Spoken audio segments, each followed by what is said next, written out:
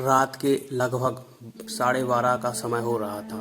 बंगाल के एक छोटे से शहर में बसा एक पुराना रेलवे स्टेशन के पास इस वक्त फिलहाल ना के बराबर भीड़ थी। दिन में जहां चहल पहल रहती है, वहीं रात होते ही वहां सन्नाटा छा जाता है। उसी स्टेशन के पास से एक व्यक्ति अपनी बाइक पर सवार होकर अपने घर जा रहा था, जो अभी अभी अपने दोस्त की शादी से घर लौट रहा था। उसे काफ़ी समय हो गया था, इसलिए उसने इस स्टेशन के रास्ते से जाने का निर्णय लिया, जिससे कि जल्दी घर पहुंचा जा सके। वहां से एक शॉर्टकट रास्ता जाता था।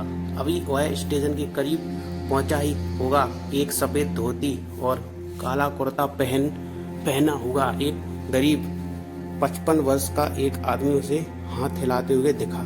जैसे ही उसे रोकने के लिए कह रहा हो, उसे देखकर वह भी रुक गया। फिर उस आदमी ने कहा कि मुझे भी इसी रास्ते से थोड़ा आगे जाना है, क्या मुझे आप छोड़ देंगे? उस बाइक वाले ने पहले उसे ऊपर से नीचे तक देखा। कपड़े तो धोती कुर्ता ही थे, पर आज के ज़माने के हिसाब से ना लगे पुराने जैसे दिख रहे थे, और उसके हाथ में एक काले रंग का छाता भी था।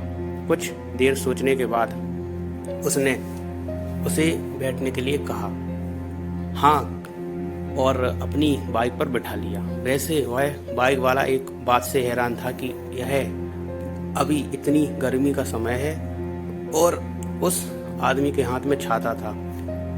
वो कुछ अजीब लग रहा था। पीछे वो आदमी एकदम खामोश बैठा हुआ था। फिर रमेश ने ही बोलना शुरू किया और पीछे बैठे आदमी ने पूछा, आपको जाना कहाँ है? थोड़ा आगे ही मेरा घर है, आप चलिए, मैं आपको आगे रोकने के लिए कह दूंगा। उसने बस इतना ही कहा। रमेश को थोड़ी हैरानी तो हुई, पर उसने इतना ध्यान नहीं दिया।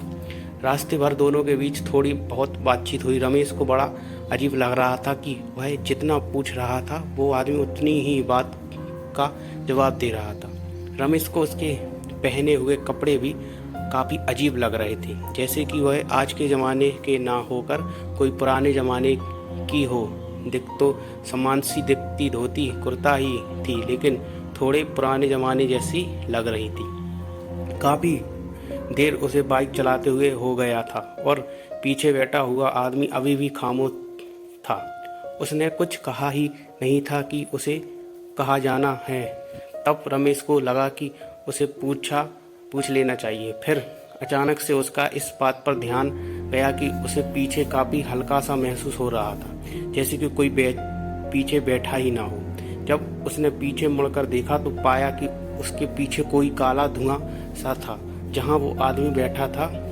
जो उसके देखते ही वो धुआं एक पल में ओझल हो गया। यह देखते ही रमेश पूरी तरह डर गया और उसका अपनी बाइक पर से नियंत्रण छूट गया और वह नीचे गिर गया, बेहोश हो गया। दूसरे दिन जब उसकी आंख खुली तो उसने अपने आप को एक हॉस्टल में पाया।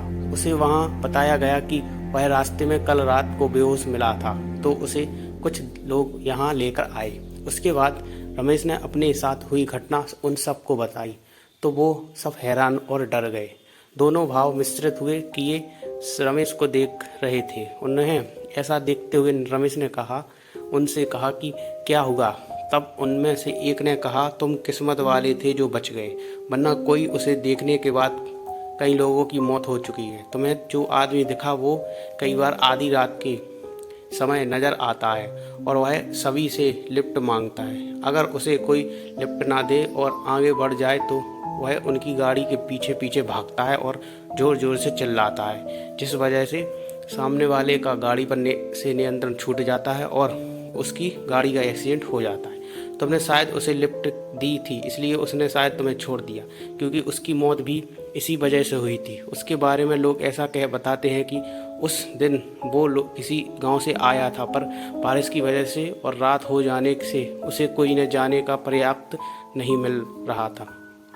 उसे अपने घर जाना था, जहां उसकी पत्नी बीमार थी और वह उसके लिए दवाई लेकर अपने घर जा रहा था। लेकिन इतनी बारिश में उसे जाने के लिए कोई पर्याप्त साधन नहीं मिल रहा था। वह सिर्फ लिफ्ट मांगने लगा, लेकिन उसे किसी ने लिफ्ट नहीं दी। वो चिल्लाता रहा कि उसे कोई घर तक पहुंचने में मदद कर दे, पर सब उसे अनसुना करके आगे बढ़ गए। ऐसे ही लिफ्ट मांगते मांगते उसे एक तेज रफ्तार ट्रक ने जोर की टक्कर मारी और वह उसी जगह पर मर गया।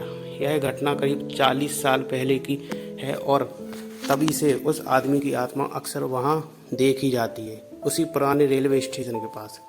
यह सुनकर रमेश हक्का बक्का रह गया और उसने खैर मनाई कि वह बच गया, वरना ना जाने उसका क्या होता।